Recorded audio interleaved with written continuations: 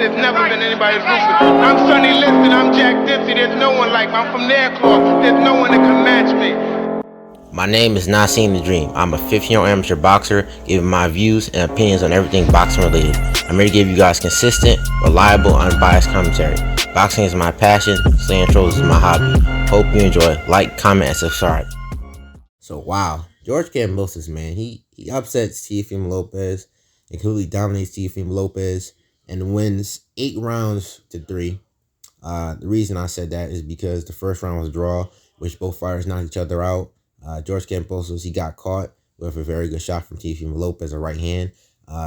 George Kambosos meant to drop Teofimo Lopez because Teofimo Lopez was getting very wild. He was rushing with a lot of his punches, and that's why he got caught with the overhand right. So how this fight went down, I thought that George Kambosos had a chance to win in a very competitive fight, but similar to Oz and Usyk, I didn't think it was going to be this type of domination. Teofimo Lopez won 2 rounds at best, plus a knockdown. And even in the knockdown, he didn't manage to capitalize because he was too gassed out. George Kambosos completely dominated this fight using his jab.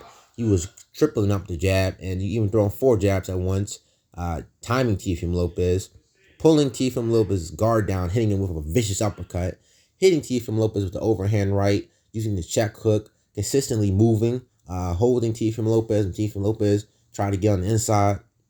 And he even managed to outfight Teofimo Lopez on the outside. And his punches had the bigger effect because even though George Kambosos was wobbled by Teofimo Lopez and hurt, he still managed to keep his composure. Teofimo Lopez, he was hurt more times by George Kambosos from what I've seen in this fight. His lack of boxing ability in certain areas was exposed in this fight, Teofimo Lopez. The fact that he has no defense, he doesn't have a selection of punches, okay? He just kept trying to land the jab, the right hand, and that was it. Sometimes he landed the hook and some body shots, but for the most part, he was lunging in too much. He was smothering his own punches, therefore negating their own effectiveness in the ring. And you know what I mean? It's a bit ridiculous, man. You came in here with no game plan against George Kambosos, and you completely underestimated George Kambosos' ability to take your biggest punches and fight back. George Kambosos did a very good job of rolling with the punches, evading a lot of his shots. Teofimo Lopez, like I said, his defense was just doo-doo, man. He was getting hit with almost every shot from George Kambosos. Teofimo Sr. had no game plan to give Teofimo Lopez. George Kambosos, he was hurt in the 10th round because he was getting sloppy. But to his credit, he got back up from the canvas. He held on. He survived. And in the 11th, 10th round, he really showed that he started to really hit Teofimo Lopez badly. You can see that Teofimo Lopez was not liking them punches, and his eyes were starting to swell even more and cut even more, and it was starting to bleed really badly.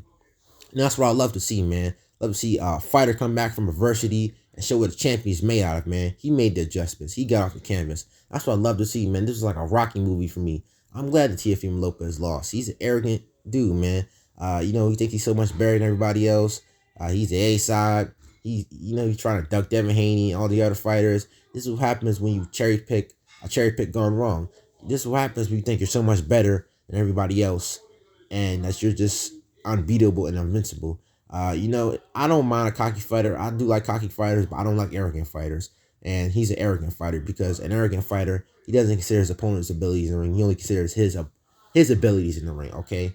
And, in this fight, it showed why he's not going to beat Gervonta Davis, Devin Haney, or Josh Chandler, man. George Kambosos was giving him a lot of problems, this athleticism. And George Kambosos is not known as a bigger puncher, but he was able to hurt Teofimo Lopez and make Teofimo Lopez respect him in the ring. So I think that Gervonta Davis is definitely going to massacre Teofimo Lopez. Teofimo Lopez has shown this fight has no defense, and his tank, man, it's just garbage, dude. Like, he got gassed out from the 6th or the 7th round, and then, man, he just could not find a second win.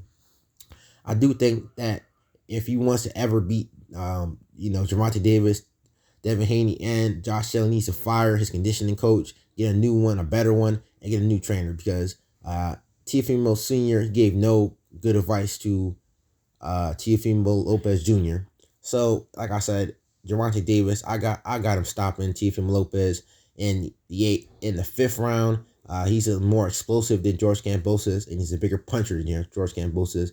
And is a more skilled boxer than George Kambosos, not by necessarily a margin, because George Kambosos, he definitely has boxing ability. He can slip punches, he can roll punches, and he counter punches very well.